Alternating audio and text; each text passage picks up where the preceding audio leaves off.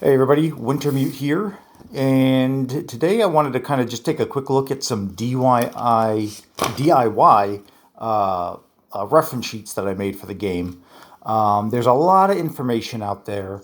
One thing you can do is always have access to the other players' national reference sheets.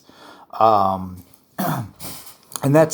that's great, but assuming you don't have copies for every single player, that passing them around can be kind of a bit of a pain in the butt.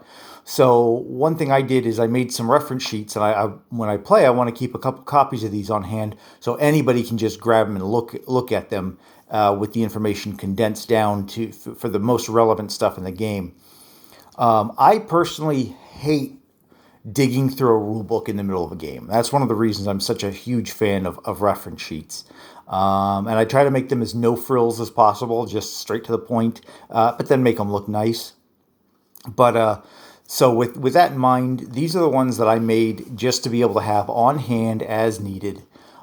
This is the the most relevant stuff, and this is like the phases. So I've got order of play up here, which is a little color coded. I also have it up on my magnet board, so it's pretty easy for everybody to see it at any time. But then I've got the actual each turn broken down into its phases. And then I have each phase, I've got bullets for each important thing that happens on that phase. So a player who isn't as familiar with the game can go ahead and just check one off mentally check one off right after the other. So for start of turn, I've got check date specific events. Basically, that's only on before the start of the German turn. And then I've got some expansion info in here for Germany, Italy, USSR may declare full invention in Spanish Civil War, and roll for the Spanish Civil War, which is also a German-only event. So then the production phase, it lists all the different things you can do. I made some notes on when the dates it starts. Technology rolls equal to the number of major factories you have, just for quick references, because I don't want to have to dig into the rule book for every little rule question that comes up. And then combat movement, combat phase, non-com, place units phase. Now that one's got a lot because you roll to replace commanders. Germany may align Bulgaria, Hungary, and Romania after France surrenders. Influence rolls, recruitment rolls, minority at war markers, so on and so forth for some of the expansions that you can use. And again, this is just to be able to check off every little thing. If you're bad at remembering some of this stuff, I know I am. There's so many little things to do; it's easy to forget. So then on this side, I've basically just got all the different terrain with all its different modifiers, just for quick and easy reference. On the back, I've got the alignment charts for aligning Poland, the Pan-American nations, and then all the access stuff here. And again, that's just to be able to pull this out, look at it real quick, rather than having to dig through the rule book.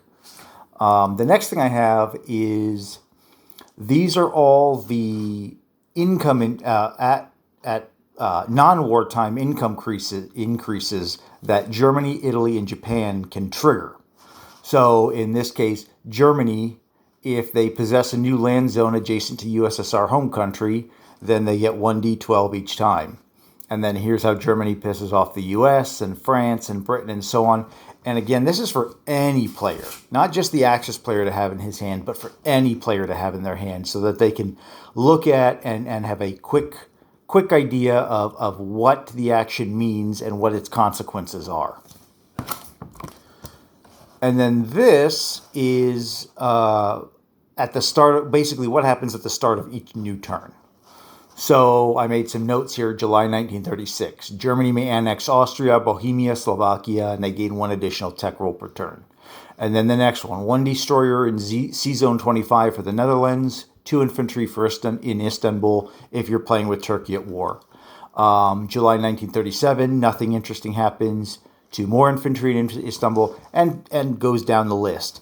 And again, all of this information is kind of spread out throughout the rule book or the reference sheets or the expansions. I wanted to make one comprehensive list that had everything relevant happening that turn based on a specific date, and then to just whoever's playing, just pull this out. Okay, well, it's July 1939, Molotov-Ribbentrop Committee signed, the peacetime income creases start, all nations can build strategic bombers and mech infantry, and so on and so forth. Again, I found that this makes the game so much easier because you don't have to try and remember all this stuff. You just pull this out and look at it. It hopefully, and I'm sure I'll have to update this as new expansions come out, and possibly when the final version of the core rules come out. But again, this just simplifies everything into one reference sheet that's date specific. Then this one is obviously the victory objectives. I've got the Axis up here, I've got the Comintern down here, and then I have all the allies over here. And again, just makes it easy to pull this out and look at anyone you want to look at whatever time. You don't even have to bug somebody else to look at their sheet. It's just all right here. And then I've also got a sheet for the wartime bonus income. So here's Germany, Italy, Japan, Turkey. Now, of course, Turkey swings both ways, so I've got them on both sides of the sheet. And then I've also included some of the expansions, so Canada's got its own section up here. And as you can see, it's just a simple way of going, okay, I want to see the Axis player, not just the Allied player can look at this and go, okay, well, I've got possession of the Suez, I've got Iran, and there's no any subs on the Commonwealth convoy line. Okay, they get all three. But the Axis player can also just pick this up and look at it. No enemy subs. Oh, okay, my next turn, I want to make sure that I get some subs on the British convoy line. Iran is neutral or possessed by Great. Oh, you know what? Maybe Japan wants to go attack Iran and try to take that to deny Britain. So again, this sheet can be used by both sides to easy reference and to plan out what they want to do in terms of trying to deny some of these bonuses to each other. And then the last sheet I have is the tech sheet. And this is just a very simplified description of each tech, what you need to roll for. There is one or two things I want to add to this to make it a little more comprehensive. But again, just quick, easy reference. You don't have to pull out the rule book. And it just lists all the no-frills things that it gets for each and every tech. And on the back of this, I made a reference card for all the facilities. So here's major factory, production, what the production is with the improved factories tech, max damage, some asterisks for notes about how much damage or what the damage does to it, where you can build it, what happens if it gets captured, does it have inherent AA, cost, and then cost to upgrade. And basically it's the exact same thing down here with the major, with the ports, shipyards, dockyards, seaplane base, sub base. With some notes and then just some other aspects here to kind of read into, and just again, easy, simplified, one chart. You got any questions about it, it's easy to find. And then this last spot is just for the air bases, the railroads, fortification, and how coastal artillery works. So, like I said before, I'm a huge fan of making your gameplay quicker and easier. And the quickest and easiest way to do that is make yourself a reference sheet. And I like to make my own reference sheets just because I know how it's built. I know where everything is at.